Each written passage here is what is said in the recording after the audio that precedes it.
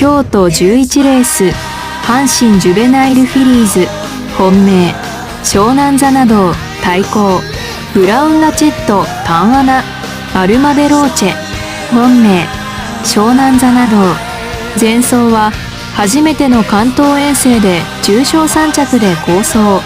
時計も速く価値の高いレース。真ん中の5枠と伸びるポイントに誘導しやすい位置に入った。対抗、ブラウンラチェット、重賞の1分33秒8は早く G1 でも好走できるレベル。